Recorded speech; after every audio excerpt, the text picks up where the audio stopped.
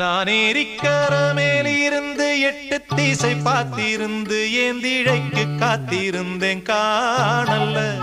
மணி 7 8 ஆன பின்னும் ஊரடங்கி போன பின்னும் சோறு தண்ணி வேணும்னு தோணல்ல. என் தெம்மாங்கு பாட்ட கேட்டு தெங்காத்து ஓடி வந்து தூதாக போக வேணும் அக்கறையில.